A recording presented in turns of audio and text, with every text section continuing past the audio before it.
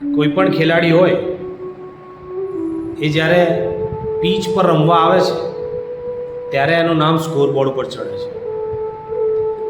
હજારો પ્રેક્ષકો હોય છે, એમાંથી કોઈનું પણ નામ સ્કોર બોર્ડ પર આવતું નથી. કારણ કે પેવેલિયનથી લઈને પીચ સુધી રમવા માટે આવે છે, એનું બેસ્ટ પરફોર્મન્સ માટે આવે છે. એ on the court, on the મેદાનમાં ઉતરે છે. જે મેદાનમાં ઉતરીને પરફોર્મન્સ આપશે એનું નામ સ્કોર બોર્ડ ઉપર આવશે. એના માટે દુનિયા તાળી પાડીશ, એના માટે પ્રેક્ષકો તાળીઓ પાડશે. તમે વિચાર્યું છે? પ્રેક્ષકોનું નામ કોઈ દિવસ સ્કોર બોર્ડ ઉપર આવતું નથી, કારણ કે પોતાની જાતને પરફોર્મન્સ માટે મેદાનમાં ઉતારતા નથી. એટલે જ્યારે કોઈ પણ કામ કરવું હોય તો ઓન ધ કોર્ટ, મેદાનમાં આવી પોતાની લાઈફની અંદર એ કામ કરવા માટે પોતાને કમિટમેન્ટ આપો. Just do it.